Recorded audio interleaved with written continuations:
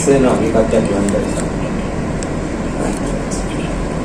सवाल तो आप ही पूछिए ना, पूछा हम अहमदाबाद में आए हैं नए मित्र बनाने के लिए।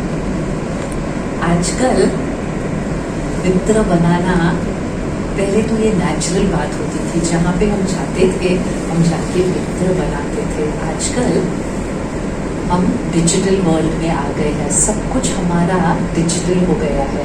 वो अंदर की भावना, वो अंदर का प्यार, वो कंपैशन, सद्भावना, वो चली गई है।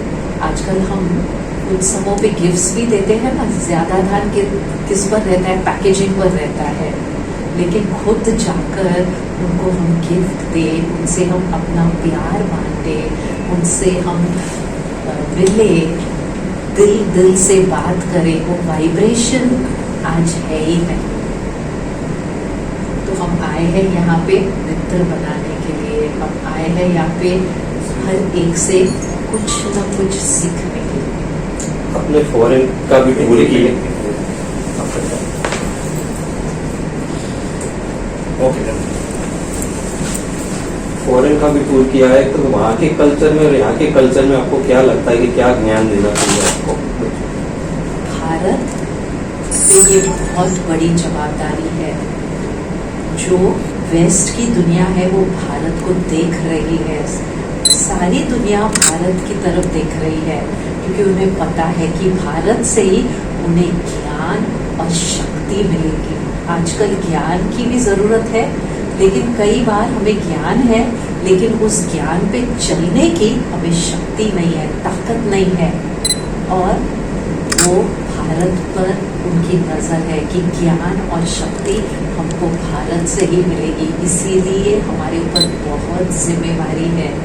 हमारे गुरुजी ने इसीलिए हमारे मिशन का मोटो क्या लिखा, religion let us talk of it less. हम बोलते ज़्यादा है, हम सबको बोलते हैं सच बोलो, सबको बोलते हैं मित्रता करो, सबको बोलते हैं एक दूसरे की मदद करो, लेकिन हमारा व्यवहार क्या है?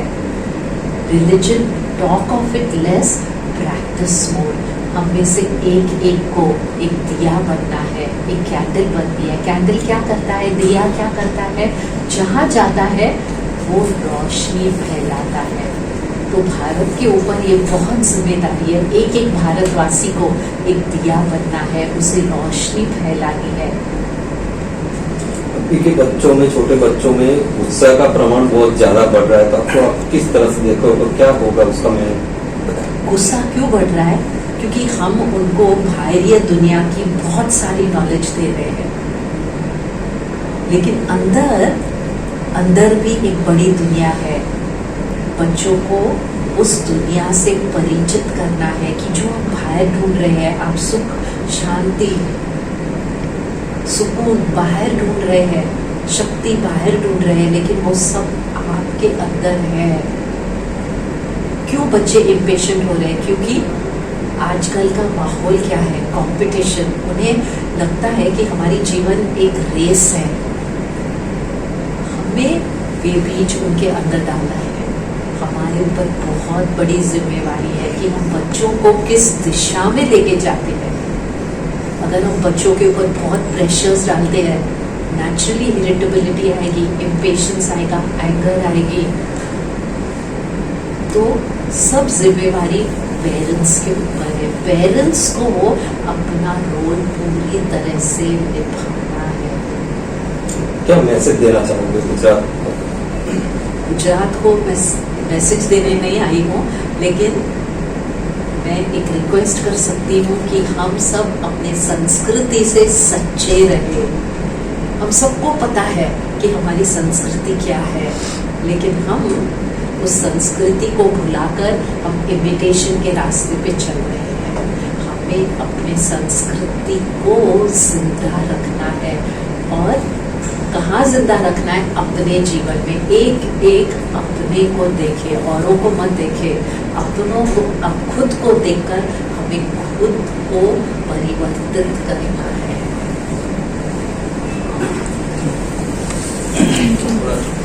इसीलिए मैंने कहा कि आजकल माताओं और पिताओं के ऊपर बहुत जिम्मेवारी है। आजकल हमें कई साधन मिल गए हैं, हमें गूगल मिल गया है, मोबाइल मिल गया है, आईपैड मिल गई है, अभी तो आर्टिफिशियल इंटेलिजेंस आई है। ये सब साधन हमें मिल गए हैं, लेकिन हमें साधनों का गुलाम नहीं बनना है, हमें साधनों का मालिक बनना है। वह शिक्षा और वह एग्जाम्पल पेरेंट्स को अपने बच्चों के आगे रखनी है। पेरेंट्स खुद खाने पे बैठते हैं, क्या करते हैं? बच्चों के साथ बातचीत नहीं करते हैं, वो मोबाइल पे रहते हैं। तो जैसे पेरेंट्स करेंगे, बच्चे उनको फॉलो करेंगे। हम सब इंस्ट्रूमेंट्स के गुलाम हो गए हैं।